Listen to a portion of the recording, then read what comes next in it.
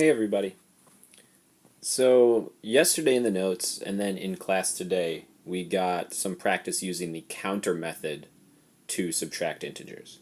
And you might have noticed that doing the counter method to subtract integers can be sort of complex and can take a long time.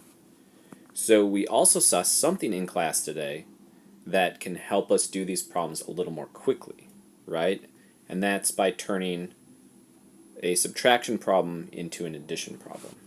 So let's check out an example of what I'm talking about. Let's say I have 5 minus 9, right? I want to find the answer to 5 minus 9. Now, we could get out the counters and we could work it like we did before, but we could also think about this as an addition problem. We could think about it as 5 plus negative 9, and we saw this in class today. So 5 plus negative 9, I know when I'm working with integers here, my bigger number, the number with the bigger absolute value, is the negative 9. So I know my answer is going to be negative. And I know if I had counters, this 5 would cancel out, this positive 5 would cancel out 5 of my negative counters. So if I had 9 negative counters, I took away 5, I'd have 4 left. Okay? So the answer over here, 5 minus 9, would also be negative 4 because these are equivalent problems. So we are going to do all of these problems today by using the rule that we discovered in class today. And that's that we can turn a subtraction problem into an addition problem by changing the sign of the second number. Okay? This part right here, the second number, is very important. The first number, like we saw in our first example, the first number doesn't change at all. But the second number, we change this from subtracting a positive 9, it changes to adding a negative 9. So 5 minus 9 is the same as 5 plus negative 9. Let's see a couple more examples so we can get a little bit more practice. Let's say I have now 2 minus negative 8, right?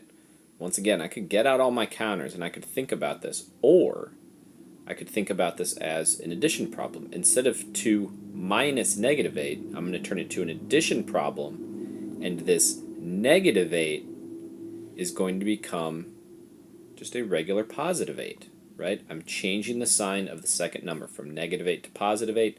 2 plus 8 is 10, so 2 minus negative 8 is 10.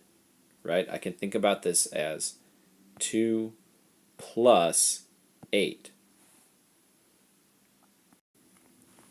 Alright, let's try 4 more examples and then I think we can call it a night. Negative 7 minus 5 is my first example here. I want to change that to an addition problem. So instead of negative 7 minus positive 5, I'm going to change it to negative 7 plus negative 5. This way I can think about it as just putting together two negative numbers. So if I have negative 7 and I combine that with negative 5, I know I'm going to get negative 12. There's my answer. Our next example over here, we have negative 4 minus negative 12. And I think that's the trickiest, is when we're subtracting a negative number. So let's change it to an addition problem. And I think this will become a lot easier. Negative 4, instead of minus negative 12, it's going to be plus positive 12. And now negative 4 plus 12, they're different signs. My 12 has the biggest absolute value, so I know my answer is going to be positive. And then if I take away 4 of those positive counters from the 12, I'm going to have 8, right?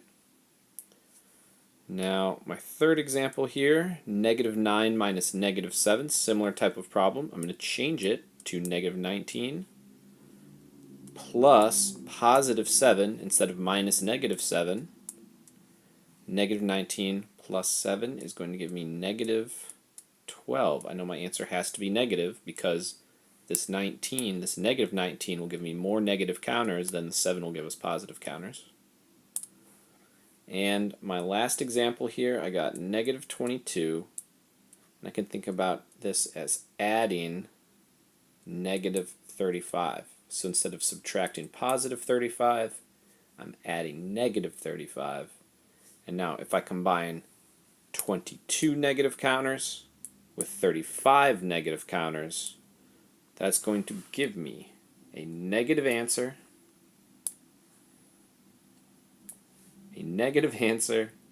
and I have 22 plus 35 is 57. So here are my answers for all of these problems. Remember, if you're having trouble with the subtraction problem, you're dealing with integers, you can always change it to an addition problem instead, and sometimes that might help you understand the problem better. You can change it from subtraction to addition by changing the sign of the second number. That's all for tonight. Make sure you finish up your notes and you submit, and I will see you all tomorrow. Have a good night.